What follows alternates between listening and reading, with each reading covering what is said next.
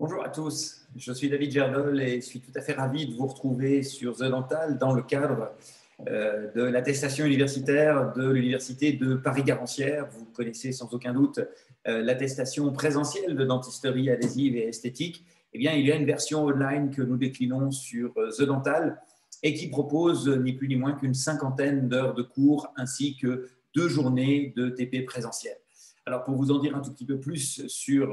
sur cette formation, eh bien, je me permets de vous passer quelques diapositives. Le cœur de la dentisterie minimalement invasive au sein du groupe biomélation est d'observer la nature, d'essayer de préserver les tissus et de les conserver au maximum. Et ainsi, nous pouvons réaliser des traitements suivant le gradient thérapeutique, cher à Gilles Tirlet et Jean-Pierre Attal, par exemple, qui part des blanchiments, mais aussi de l'effacement ou de l'amélioration de l'aspect esthétique avec des taches blanches, de la réparation de situations traumatiques, que ce soit en recollant des morceaux de dents ou alors en allant directement rétablir par stratification et par composite direct quelque chose de fonctionnel et esthétique pour nos patients.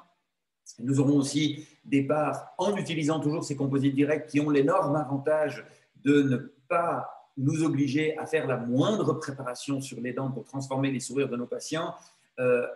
Bien sûr, en utilisant également les blanchiments, nous pouvons combler des diastèmes, changer la forme des dents en utilisant des facettes en composite direct, mais aussi, bien évidemment, tout le panel des restaurations indirectes sera abordé, que ce soit au niveau postérieur avec les inlays, les onlays, les overlays, comment réduire les cuspides, pourquoi le faire, comment coller les pièces, quels matériaux utiliser pour les pièces prothétiques, et puis également s'adresser par voie indirecte au secteur antérieur, avec toujours un œil qui est bien évidemment esthétique et minimalement invasif, mais aussi fonctionnel, car si les traitements ne sont pas fonctionnels, nous savons bien qu'ils ne dureront pas très longtemps. Quelques cas plus complexes où la génétique a joué des tours à nos patients peuvent être aussi utilement abordés en utilisant ces techniques moins invasives, que ce soit des cas de malformation ou des cas